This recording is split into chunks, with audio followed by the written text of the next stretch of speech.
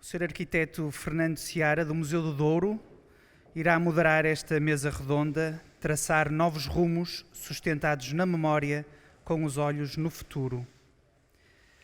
Participam a professora doutora Esther Gomes da Silva, da Faculdade de Letras da Universidade do Porto, sobre o pilar do território, o professor doutor António Barros Cardoso, da Faculdade de Letras da Universidade do Porto, intervindo sobre o pilar gentes, o professor doutor Jorge Queiroz, da Faculdade de Ciências da Universidade do Porto, intervindo sobre o pilar vinha, o professor doutor António César da Silva Ferreira, da Universidade Católica Portuguesa, intervindo sobre o pilar vinho, e o professor doutor Carlos Brito, da Faculdade de Economia da Universidade do Porto, sobre o pilar mercados. Arquiteto Fernando Seara, a palavra é sua. Muito obrigado. Não quero mais repetir aquilo que disse no início e agradecer ao Instituto de Vinho do Porto e Douro por ter escolhido o Museu do Douro para a sessão de encerramento do Congresso Douro e Porto. Agora, com a presença presencial do Sr. Presidente, Dr. Professor Gilberto Igrejas, muito obrigado. Fica aqui um agradecimento do Museu do Douro que aqui represento. E pelo convite também para moderar esta sessão, como é evidente, é sempre um trabalho gratificante. Já foi dito do que é que trata esta mesa redonda. Eu ia pedir, no programa temos 1 hora para esta mesa redonda e dado o adiantado da hora que nos alongamos um pouco mais nas apresentações anteriores, íamos reduzir esta mesa redonda para também dar lugar a algumas perguntas, caso elas existam, para 40 minutos. Portanto, começava pela professora doutor Esther, por perguntar, e uma vez que fala de território e que esteve ligado ao território durante algum tempo e continua ligado ao território, que futuro para este território? Como é que vê o Douro nos próximos anos? Como viu o seu passado? Como viu a passagem por a CCDR e toda esta apreciação que teve dos problemas que este território vive, mas como vê o futuro? Acho que todos vemos um bom futuro para o Douro, mas gostávamos de ter a sua opinião neste assunto. Creio que estão a ouvir. Sim. Muito bem. Bom, gostaria de começar, claro, por cumprimentar todos, agradecer o convite ao professor Gilberto Igrejas e, de facto, é um grande gosto para mim estar aqui novamente neste espaço Museu do Douro. Já tinha estado cá precisamente quando estive na CCDR Norte, foi um momento muito importante para mim, por isso, na altura, gostei muito de estar e de visitar o Museu do Douro. É para mim, por isso, também um gosto revisitar este museu, este espaço. Bem, fui convidada, portanto, para fazer um pouco o trabalho de rapporteur e, portanto, depois de moderar uma sessão, a sessão de ontem, onde pudemos abordar a componente de memória deste congresso, que é Memória com o Futuro, tentar também debruçar-me um pouco sobre o pilar do território e os desafios que se colocam a este território, pensando, portanto, na sua pergunta e no futuro. Um território que foi, por isso, visto sob diferentes prismas ao longo das várias comunicações que foram feitas durante estes dias de congresso.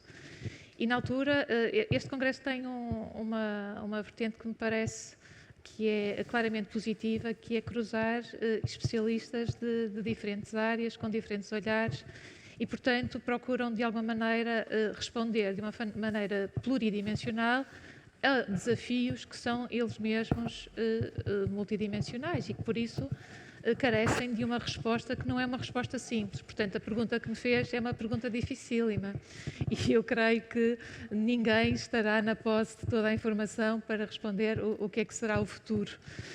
Pelo menos eu não tenho propriamente essa capacidade. Do que nós vimos de todas as comunicações e sobretudo aquelas que incidiam sobre o território e até de uma forma bastante curiosa, porque se faz aqui o cruzamento entre o passado, a memória e o futuro, é que alguns dos problemas que nós conhecemos hoje no território e na região do Douro são problemas que já vinham do passado e isso é muito interessante quando nós vemos relatos sobre o passado e até o passado relativamente longínquo, e isso foi mesmo revisitado na comunicação de hoje, de manhã, em que se fez precisamente este retrato diacrónico. Há muitos problemas, diria eu, que já têm raízes bastante longínquas, e um deles é claramente o problema demográfico, que também foi abordado hoje na sessão da manhã. Por isso, é muito interessante quando nós vemos as comunicações que se referem, por exemplo, ao século XIX e que já nessa altura indicam que a imigração que vigora na região do Douro é, em si mesma, um impedimento ao sucesso desta região. De facto, os desafios que se colocam hoje por um lado, é este, porque sem demografia, sem gente, não haverá espaço. Como fixar essas populações? E isso está, por sua vez, relacionado com uma outra questão que era abordada também em várias destas comunicações, ainda que nem sempre explicitamente, que é a questão da rentabilidade. Por exemplo, quando se falava da produção vinícola e da maneira como houve avanços e recuos, não apenas no aspecto quantitativo, mas no aspecto qualitativo, decorrentes do enquadramento institucional, regulamentar e da coordenação que era feita por cima até chegar de facto ao produtor e ao comerciante, ao vendedor. E esses desafios de rentabilidade também se colocam hoje, portanto, e não estão indissociados da questão da permanência na terra, porque na verdade, e também como foi salientado hoje, no fundo, as questões económicas acabam por ser as questões de qualidade de vida, as questões do emprego, a remuneração, são os fatores que, no fundo, justificam e explicam a permanência no território. E, portanto, novamente, e voltando ao início, a resposta é claramente pluridimensional, obriga a considerações do âmbito da rentabilidade, questões relacionadas com o valor do produto, com a qualidade do produto e também com a qualidade percebida desse produto e a capacidade do consumidor pagar por essa qualidade, por questões de eficiência que se cruzam com tecnologia também e com alterações no campo da produção, mas que são particularmente difíceis num território ele mesmo muito regulado e em que, por força das exigências colocadas a um território que é visto como património da humanidade, enfim, impõem determinadas condicionantes à própria prática económica, tendo em vista a preservação do bem, do património em si, que acaba por ser também um elemento da valorização do produto, que é o vinho. Daí que, e é bastante interessante, uma das apresentações de ontem fazia uma história muito interessante, que até era quase um registro literário, em que fazia o cruzamento entre o passado, desde a presença romana, até aos desafios colocados presentemente, e onde acabava por dizer que, na gestão destes frágeis equilíbrios, é necessário haver aqui um maestro, é necessário haver uma coordenação, é necessário haver uma colaboração interinstitucional, e isso muitas vezes não está ao alcance de um simples humano. E, portanto, essa intervenção dizia mesmo, é necessário que essa coordenação, que também ocorre por via do ordenamento territorial, e por isso a passagem, por exemplo, na Comissão, fez-me também perceber muito isso, a importância do ordenamento do território na persecução desses objetivos, mas numa palavra, e para também não me demorar, acaba por levar a um conceito que é o conceito-chave, creio eu, aqui do Congresso, e que está inclusivamente presente na assinatura, portanto, de um tratado, se assim posso dizer, que é o Tratado de Sustentabilidade, porque, no fundo, todas estas questões apontam para um único conceito, que é o conceito de sustentabilidade nas suas diversas vertentes, económica, ambiental, social, e essa sim, o desafio, ou o futuro, diria eu, do Douro vai depender da resposta e dos avanços que puderem ser concretizados precisamente no domínio da sustentabilidade, sendo que, evidentemente, esse acordo, esse tratado que será assinado, é um avanço nesse sentido, pelo menos eu entendo dessa maneira. Esther, muito obrigado pelas palavras. Eu, antes de passar a palavra ao professor Dr. António Barros Cardoso, quero dizer, eu vim viver há 25 anos para o Douro e tenho a percepção e a sensibilidade para perceber que durante estes 25 anos mudou imensa coisa no Douro. E o Douro mudou imensamente. De qualquer maneira, continuamos a debater muitos problemas que são os idênticos há 25 anos atrás e continuamos a ter também a percepção de que o Douro é das zonas do país onde o rendimento disponível por família continua a ser o mais baixo. Isto é um problema grave e é um problema que tem a ver com tudo que disseste. Eventualmente também terá a ver com agentes, que será o tema que o professor Barros Cardoso irá tratar. Não sei se tratar desta forma de rendimento disponível, demográfico, e é isso que nós vamos ficar aqui para o ouvir.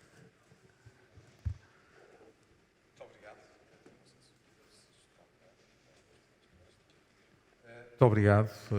Quero agradecer também ao Sr. Presidente do Instituto o convite para estar nesta mesa redonda. Quando se fala de gentes, fala-se do elemento fundamental no desenvolvimento de qualquer região, seja esta, seja outra. Mas, quando se trata de uma região com a especificidade da região do Douro, o elemento humano é, de facto, talvez o mais importante. Porque, como os senhores que são conhecedores, a maior parte, de outras regiões vitícolas, particularmente aquelas que há uns anos a esta parte estão na moda, e regiões vitícolas longínquas, nomeadamente as do Novo Mundo, percebem claramente que há uma diferença que requer um esforço muito maior do elemento humano nesta região, que nessas novas realidades não existe, não é necessário um esforço tão grande. Pelas condições do terreno, pela riqueza dos próprios países, mas sobretudo porque os vinhos do Velho Mundo, e nós enquadramos-nos no Velho Mundo, são vinhos que, para serem produzidos e manterem a qualidade que os faz vender, e eles vendem-se não pela quantidade, mas pela qualidade.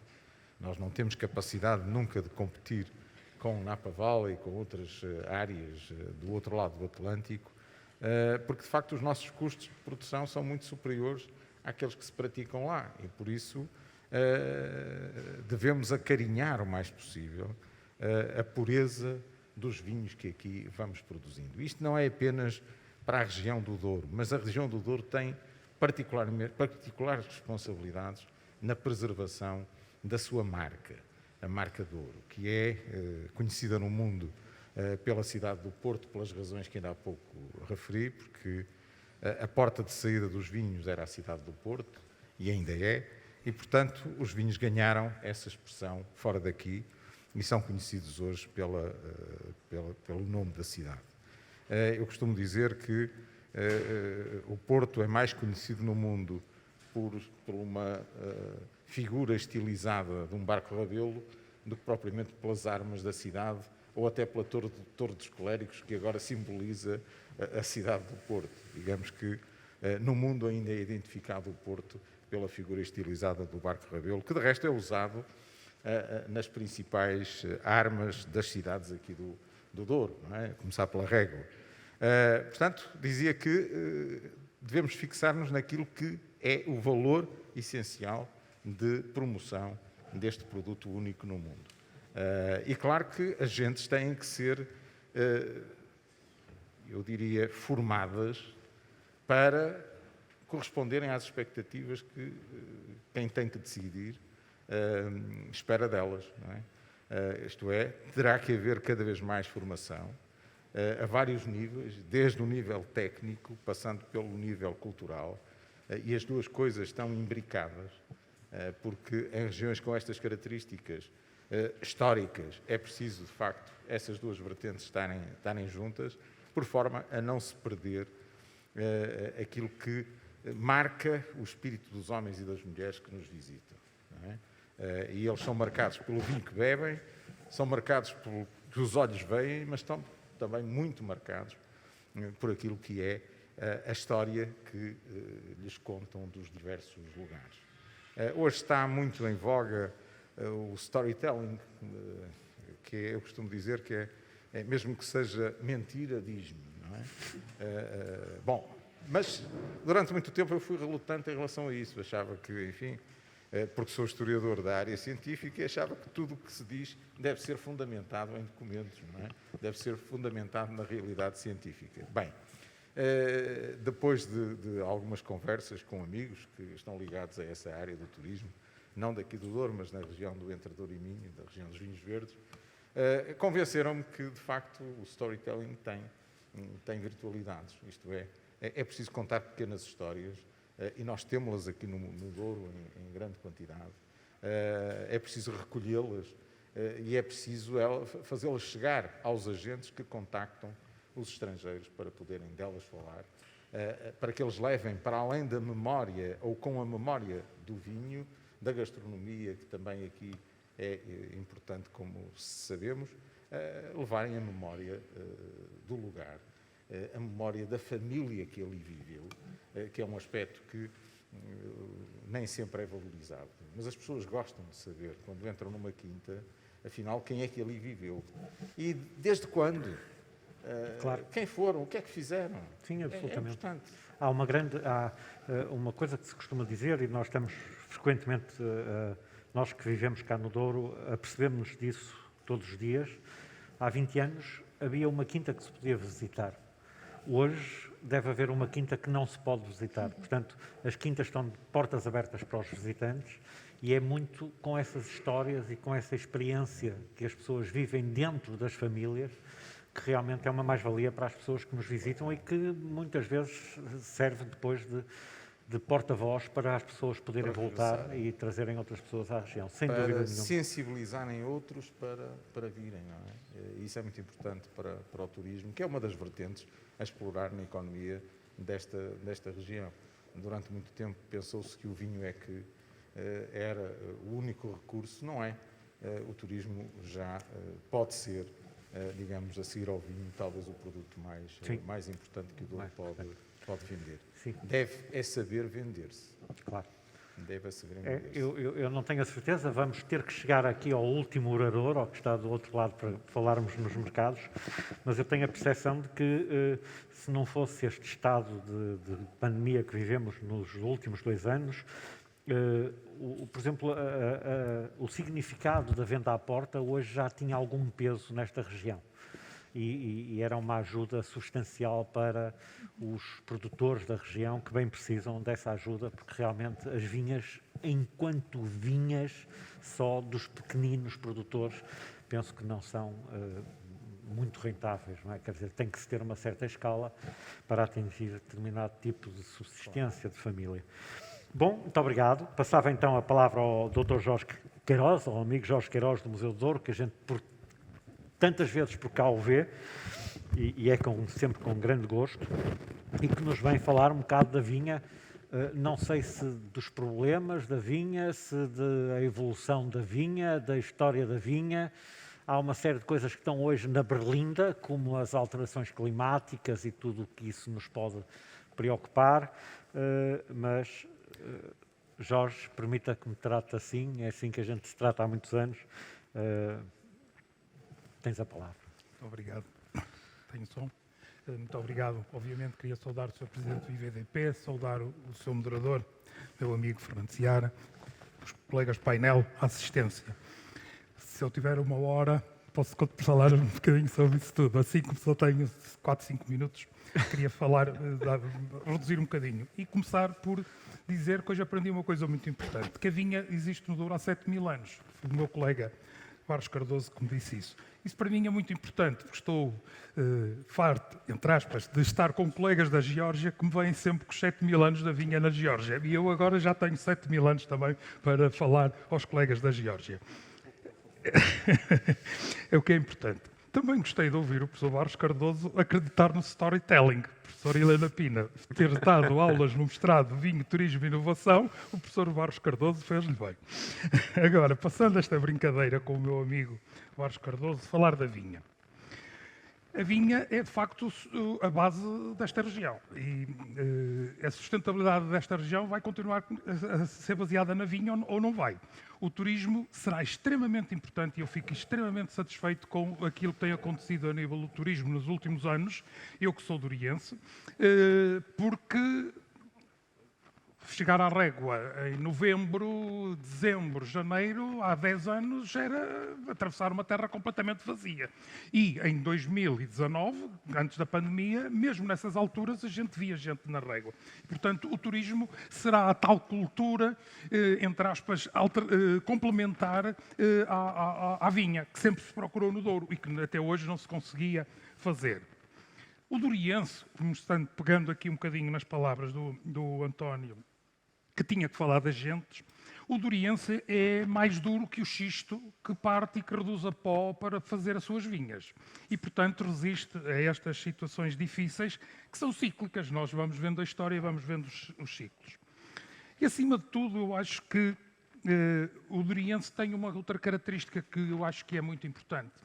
Nós aprendemos com os erros. Eu que trabalho mais na vinha, e que tenho visto, que anteontem, tive que fazer uma breve história dos sistemas de implantação da vinha na região de Marcada do Douro. Por exemplo, verifiquei ou fiz um levantamento de muitos erros que fizemos quando, por exemplo, plantamos as vinhas do Pedríteme. Fizemos muitos erros. É grave? Não. Aprendemos com eles e hoje sabemos que temos alternativas para resolver esses problemas. Coisas que eu ainda vejo fazer noutras regiões. E, portanto, fico contente de ver que, passado 20 anos, conseguimos dar a volta aos erros e temos soluções. Algumas apresentadas em comunicações neste Congresso. Soluções de mecanização, como apresentaram os colegas da Symington. Soluções alternativas também a outras, à vindima mecânica, por exemplo, que apresentou os colegas da Symington. Alternativas a outros sistemas de instalação, como falou o David Guimarães. Tudo isso é gratificante ver que há soluções. Alterações climáticas preocupam-nos, preocupam. Nós temos a região do mundo com maior património genético. Nós podemos e temos é que esquecer que vinha não se faz só com tauriga nacional, tinta roriz, tauriga francesa, talvez um bocadinho mais tinto cão, porque é muito mais resistente ao calor e seja mais preciso. E depois temos as outras 150, 200 castas que conhecemos mal. E aqui eu começo a colocar um problema. Por exemplo, eu este ano também sou viticultor no Douro e apresentei um programa Vitis e propus-me plantar Mourisco Tinto, porque tenho Mourisco Tinto na minha vinha e porque acho que Mourisco Tinto é uma casta que vai de acordo às alterações climáticas. E disseram-me, mas Mourisco Tinto não é uma casta que tenha material selecionado, portanto, aprovado pelo sistema de certificação. Portanto, pode fazer, mas perde o direito ao Vitis. Disse, ok, conclusão, só tenho duas alternativas. Ou acredito que o classificador que lá vá não conheça o Mourisco Tinto, ou não planta o Mourisco Tinto. Bom, mas isto é um pequeno pormenor, porque de facto nenhuma outra região, por exemplo, quando nós falamos na Catalunha e vemos a Torres a comprar grandes extensões de terreno a 200 km a norte, a 150 km a norte, para que nos próximos 20, 30 anos, quando os calores, a temperatura subir 2, 3 graus, chegarem lá, e deslocalizarem as vinhas, nós basta deslocalizarmos um pouco em altitude e resolvemos o problema. O Douro tem muitas dificuldades. Por exemplo, a fisiografia, a forma como as encostas são, torna-nos difícil algumas coisas, mas tem vantagens. Eu posso facilmente deslocalizar a minha vinha virada a poente e a sul de Tauriga Nacional para uma exposição norte. E ela sobrevive e resiste muito melhor ao calor. Portanto, e tudo isto nós vamos tendo conhecimento. E isso é muito importante. De facto, ou seja, com os problemas que temos, a professora Helena Pina pôs um problema que é gravíssimo, a sustentabilidade, como disse a senhora professora, só é sustentável nos outros pilares se for sustentável economicamente, porque senão não é sustentável, mas temos, de facto, soluções e com mesmos problemas, acho que o futuro será risonho. Com muitos problemas que temos e que temos que os enfrentar e discutir.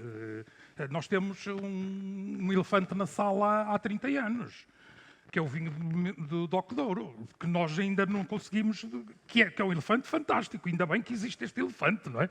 Porque veio-nos potenciar, de uma forma muito positiva, o rendimento das parcelas, não é? O vinho do Douro há 30 anos era um subproduto para destilação e hoje é um subproduto reconhecido já mundialmente. Mas depois, por exemplo, em termos de organização, ok, vocês percebem o que eu quero falar, ainda não conseguimos casar os dois. Devemos conseguir, não é? Claro. Porque 30 anos para esta região também não é muito tempo. Muito bem. E essa deixa do DOC Douro, se calhar dá-me aqui a oportunidade de passar a palavra ao professor Dr. António César da Silva, que vem falar sobre vinho. Não sei que vinho vem falar, eventualmente de todos os vinhos do Douro, que são vários. Eu não sei se somos das poucas regiões do mundo, não é, que temos 2 vinhos classificados, não é, como DOC Douro e Vinho do Porto, e 2 em património mundial também. Em primeiro lugar, queria agradecer o convite para participar neste evento ao Dr. Gilberto Igrejas e testemunhar que o Congresso é tão resiliente como a vinha no Douro. Conseguiu sobreviver ao Covid e estamos aqui todos, portanto, o que também é um motivo de acreditar que tudo é possível. Nós aqui conseguimos fazer o que é necessário para nos mantermos líderes mundiais, que somos, no produto vinho. O que eu tenho a falar sobre o vinho portanto, é mais a reportar do que é que eu ouvi. Ouvi preocupações de apresentações neste congresso que conseguiu federar diferentes instituições, que por vezes não é tão simples, o que mostra o quão importante a plataforma do IVDP é, estratégica, no ponto de vista técnico, económico, mas eu, do ponto de vista técnico, cria um espaço onde podemos discutir de maneira ágil e, portanto, é importante realçar esta valência que temos. Sobre as preocupações que tiveram, que foram relatadas no Congresso, tem a ver com a qualidade do vinho, como é que nós medimos a qualidade. Falou sobre a arqueologia molecular, para o professor Barros Cardoso. A história também se faz na química do vinho, na evolução molecular dos compostos. Conseguimos fazer ali também ter um storytelling, uma narrativa à volta dessas moléculas que se modificam e que são responsáveis pela percepção da qualidade e, portanto, reconhecemos essa qualidade, tentamos compreendê-la, discutiu-se, falou-se, tentou-se melhor compreender, falou-se sobre a autenticidade e como é que nós podemos garantir que o vinho que temos, porque já tem que é uma marca reconhecida mundialmente, é o nosso património nacional, como é que nós podemos garantir que essa autenticidade é preservada para que o valor mais à frente tenha retorno para a nossa região, para os bolsos dos portugueses que precisamos, não é? Falou-se de Big Data, por exemplo, agora uma parte tech, não é? E foi muito interessante ouvir falar nisso e eu acrescento um ponto que podemos ter debatido, se calhar, mais intensamente sobre políticas de open data, abertura de dados, para que nós, universidade, para que a juventude portuguesa possa ter acesso, possa desenvolver ferramentas, possa aprender, uma plataforma fantástica, um sistema que permite ensinar, aprender, portanto, com essa matriz e com benefícios óbvios para todos. Falamos de microbioma, da parte das ferramentas de biotech. Agora a palavra biotech está muito na moda por razões que todos compreendem, e falou-se de microbioma, um trabalho espetacular apresentado pelo Biocante com a Symington e a tentar detalhar qual é que é o trabalhador, o micro-organismo que está presente, a flora que está presente na casta e de que maneira que ela articula, o que traduz também o nível de sofisticação que nós temos na ciência em Portugal hoje.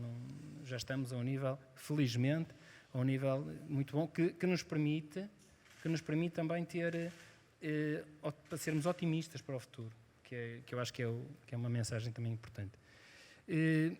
Portanto, sobre o que se passou no Congresso, era o que me oferece dizer. Falar sobre o vinho, eu vou ter sempre uma visão de cientista ou de investigador. É uma matriz espetacular para aprender. Para mim é um privilégio poder fazer uma coisa que eu gosto. E se consigo com isso trazer valor, porque eu não estou a fazer isso para ter prazer somente, tem que ter uma consequência. Se conseguimos nós, na ciência, conseguir interpretar essa realidade que é o vinho e traduzi-la para benefício de todos, isso acho que a missão ficaria cumprida. Pronto, é o que me oferece trazer aqui ao debate. António, muito obrigado. Doutor Carlos Brito, então estas coisas todas que acabaram de serem ditas e que acabamos de transmitir, como é que depois isto tudo se traduz nos mercados? Muito bom dia a todos. Eu começo por saudar os presentes e dirigir as minhas felicitações ao IVDP pela organização deste congresso e faço na pessoa do seu presidente, o professor Gilberto Igrejas. Também não posso deixar de dar uma palavra de saudação muito especial ao Dr. Paulo Barros, que no dia-a-dia, e tendo obviamente, enfim, o impulso do seu presidente do IVDP, mas que no dia-a-dia foi o motor da organização deste congresso.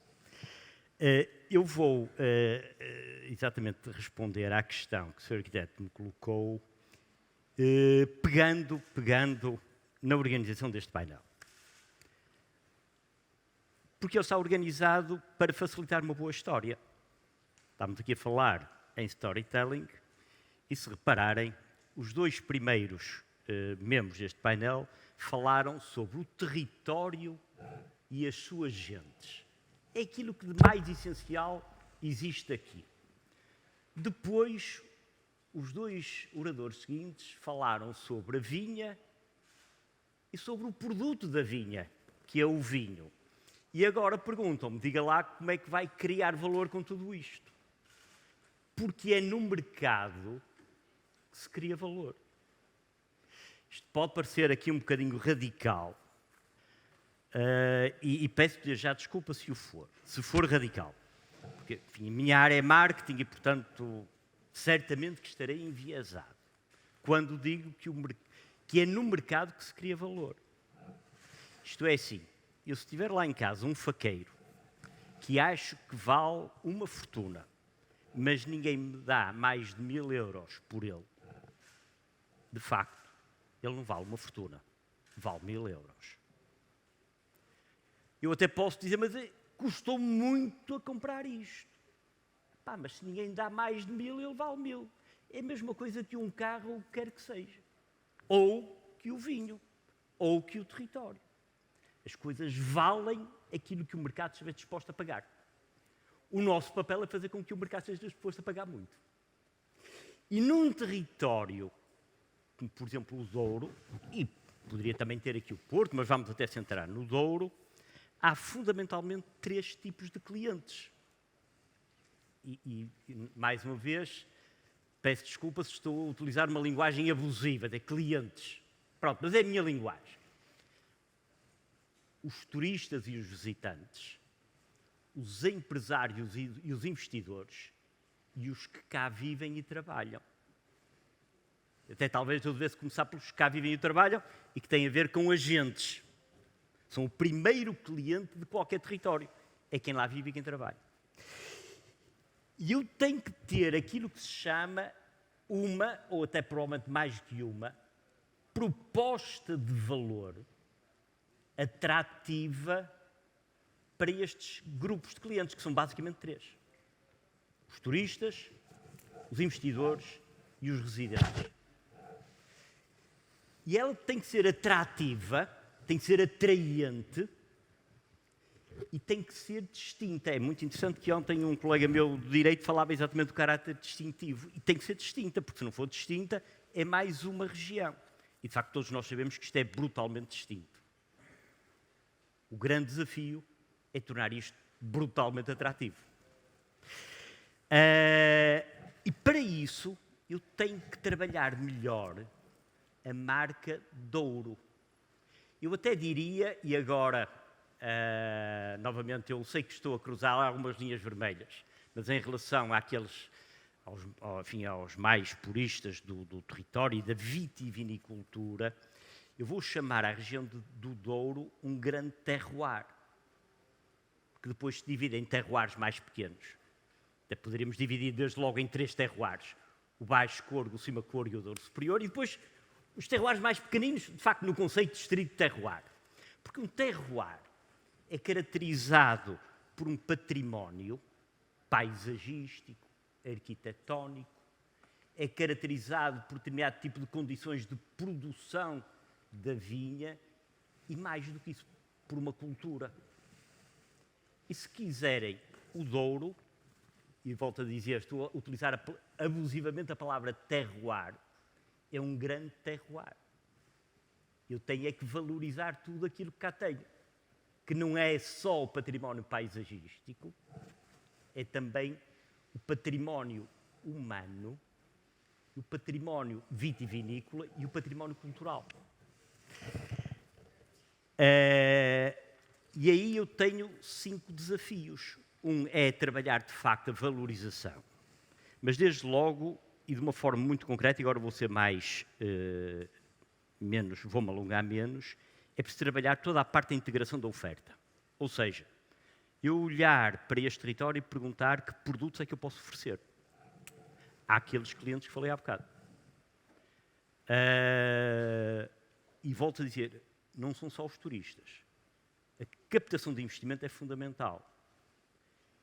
E a sensação que eu tenho é que, às vezes, o investimento que se capta no Douro é mais motivado por interesses externos do que propriamente por interesses estratégicos de desenvolvimento da região. E depois, às vezes, ouço dizer fulano investiu e até as pessoas de cá nem gostam. Não vou pôr nomes, obviamente. Mas é muito importante que haja uma estratégia de atração de investimento.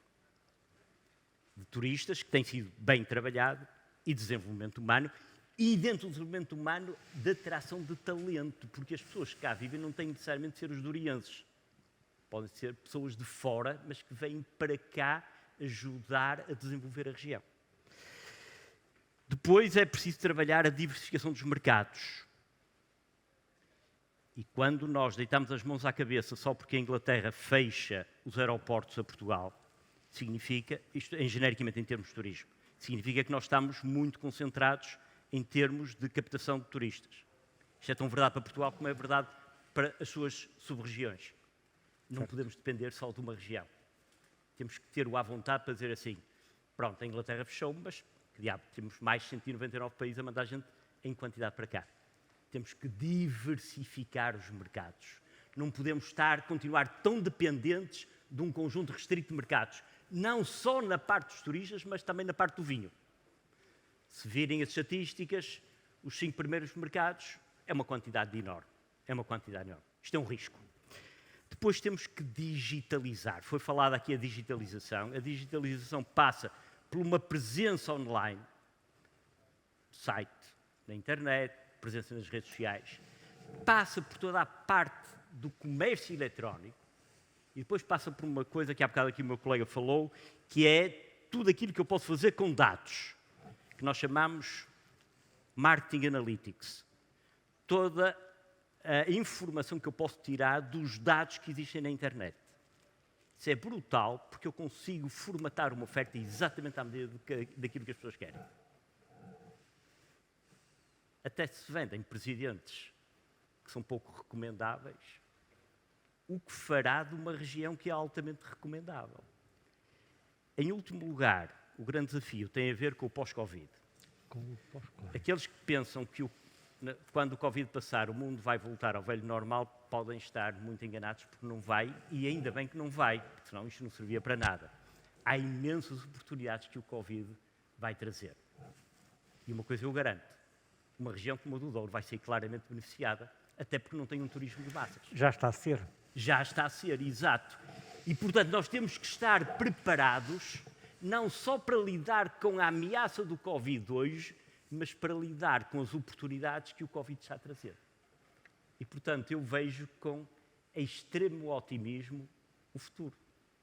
Só temos a arregaçar as mangas. Muito obrigado. Claro, contar uma boa história, mas eu diria fundamentalmente ter um plano e arregaçar as mangas. E era isto que Sr. Professor Carlos Brito, foi com imenso gosto que ouvi as suas palavras. Concordo perfeitamente, plenamente com tudo que foi dito. Aliás, até posso contar uma breve história sobre isto da pandemia que vivemos e como é que ela se vive no Douro e como é que ela se viveu nas grandes cidades. Tenho um amigo meu, muito próximo de nós todos, que tem um hotel no Douro e tem um hotel no Porto. No Porto, o hotel está aberto, vendia os quartos a 150 euros e está a tentar ter gente com os quartos a 60 euros. Tem outro pequenino hotel em Moncorvo, vendia os quartos a 60 euros e tem o hotel esgotado com os quartos a 160 euros. Portanto, isto inverteu-se completamente, a procura inverteu completamente. E isto mostra realmente que as pessoas procuram outro tipo de possibilidades, procuram mais o que o Douro tem para oferecer, não é? E sentem-se mais seguras, naturalmente. Mas, de qualquer maneira, eu penso que ainda temos um bocadinho de tempo. Estamos, de qualquer forma, aberto a qualquer pergunta que nos chegue, quer via digital, quer via da plateia que temos aqui. Portanto, se quiserem fazer perguntas ao painel de oradores, é com todo o gosto. Eu, para já, ainda não tenho aqui nenhuma. E, pegando nas palavras do Dr. Carlos Brito, e nas últimas palavras do Dr. Carlos Brito, do professor Carlos Brito, dizia, Esther também acredita que, então, o Douro tem um grande futuro pela frente.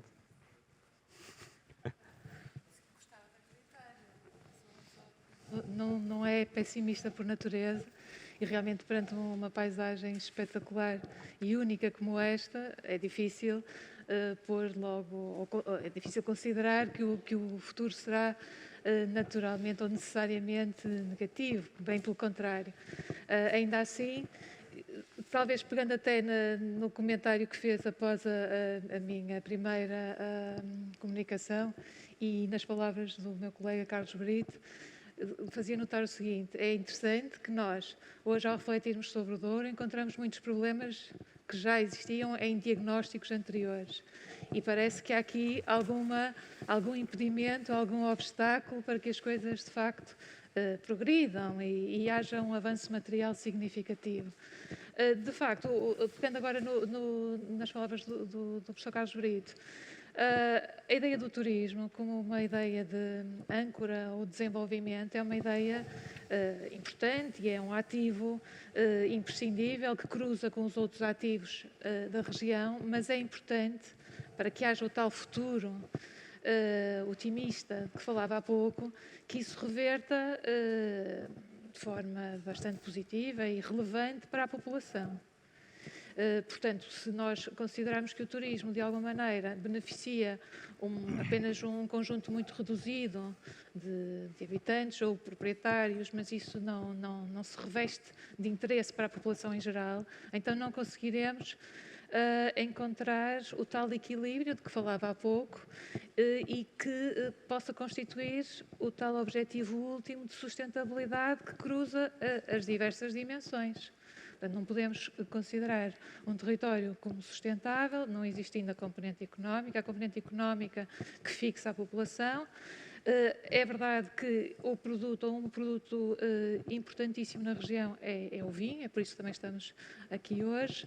É importante para o produto que o território seja valorizado e isso faz-se, sem dúvida, por intermédio do turismo, mas para que esta seja também uma aposta importante e decisiva para a região, há uma questão que foi a que colocou, que é de que este é um turismo que se diferencia do turismo de massas e tem que se manter, portanto, como um turismo de qualidade, assim como o vinho. Portanto, a ideia de qualidade.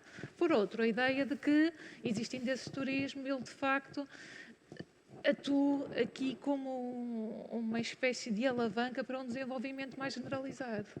E esse é o grande desafio se, por exemplo, se mantiver um turismo demasiado circunscrito, sazonal e que não reflita ou que não se propague a outras atividades económicas que possam gerar esta noção de sustentabilidade mais ampla. O sazonal é inevitável, quer dizer, a gente pode minimizar essa sazonalidade, mas indiscutivelmente vamos ter sempre esse problema de termos mais gente numa época e menos gente na outra. Mas as suas palavras, passam-me ali a palavra para o António Barros Cardoso, porque realmente o futuro do Douro passa muito pela história que o Douro tem também, não é? Quer dizer... E não é só o futuro das regiões vitícolas passa sempre pela sua história.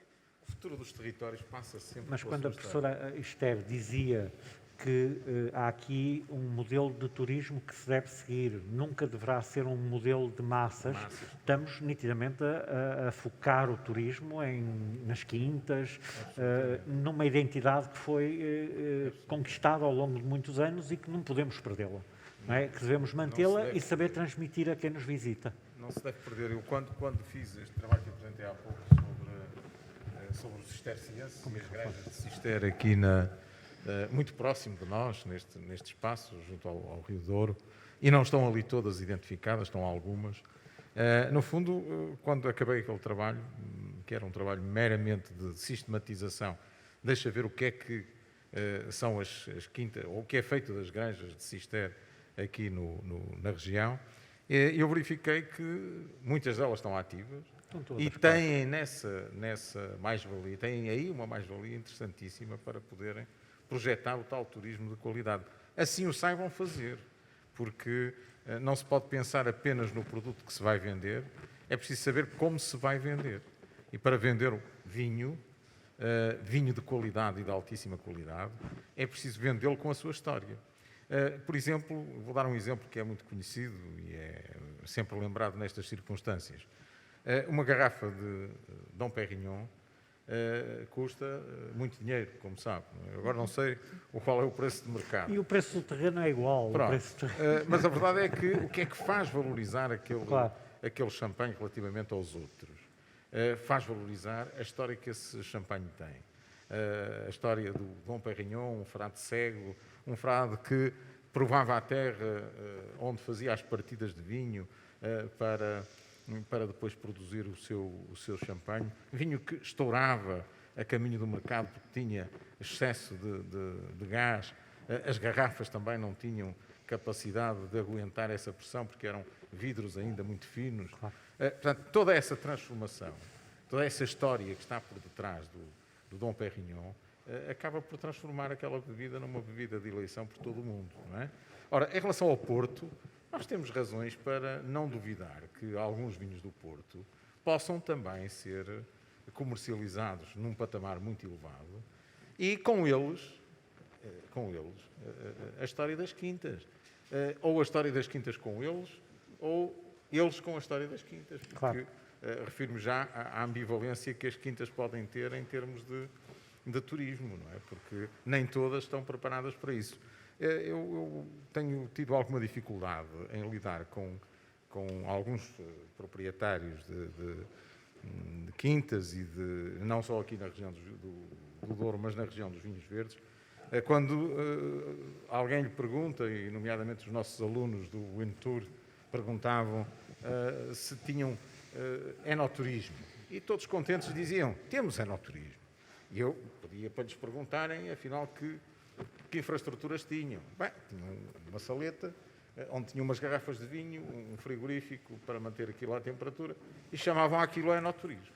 Ora, aquilo não é enoturismo, aquilo é, enfim, um sítio para beber uns copitos quando se tem vontade, e já que se vai ver a quinta, bebe-se alguma coisa e depois compram-se umas garrafas. O enoturismo é muito mais do que isso. Precisa levar o turista a ver o que anda ali à volta, porque claro. É que aquilo está ali. Sim. Precisa que o espírito dele saia sulcado, saia marcado por aquele lugar. E nós temos aqui lugares extraordinários para isso. Extraordinários. Assim as Quintas do Douro queiram investir um pouco nesse... E claro que isto tem que ser acompanhado, já que estamos a falar de recursos humanos, tem que ser acompanhado com gente formada convenientemente. As escolas de turismo não podem passar a vida a ensinar os alunos a fazer estatísticas de quantos dormiram, de quantos comeram, de quantos foram não sei onde. Não. Tem que passar a valorizar o território naquilo que ele tem na sua essência. E é isso que deve ser feito. De outra forma não se avança. Muito obrigado. Vamos ter que falar aqui com o Sr. Presidente Gilberto Igrejas para fazer uma segunda versão deste debate, porque vai ficar aqui muita coisa por dizer e muita coisa importante por falar. Portanto, de certeza que todos os outros oradores também teriam mais alguma coisa a acrescentar. Estão-me a fazer sinal que realmente temos que avançar para a nova fase do programa. De maneira que queria-vos agradecer em nome do... Só fazer uma intervenção, um minuto. Naturalmente. Agradecer. Não é para agradecer isso depois. Só dizer, o António falou no Dom Perignon. e eu falo sempre muitas Dom Perignon, champanhe e vinho do Porto. São duas criações do homem. Quando nós esmagamos uvas, temos um produto intermédio vinho. Depois temos vinagre, não é? Mas temos vinho. Mas vinho do Porto e champanhe foram obras da criação da mente humana. E isso é extremamente importante. São duas coisas, é uma coisa que nos distingue estas duas grandes regiões, com vinhos com características completamente diferentes, da viticultura do resto do mundo. Só para dizer isto. E António, Dom Perignon faz vinho a martelo porque põe 3 vezes açúcar. Fruto da criação do homem. Muito obrigado, Sr. Presidente. Bom, muito obrigado a todos, mais uma vez. Foi um gosto ter-vos aqui connosco. A quem nos ouve lá em casa também. Penso que vai ser continuado a transmitir online. E passamos então, penso que vai entrar alguém a falar ou não, a apresentar a nova face.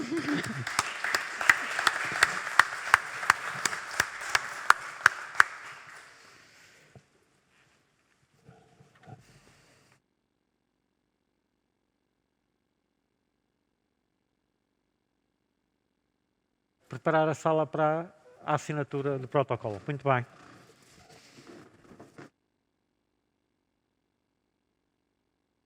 Se, entretanto, quiserem fazer perguntas, nós vamos estando por aqui, vamos almoçar juntos, portanto, tudo que poderia ser o debate com esta audiência poderá ser o debate ao almoço entre amigos.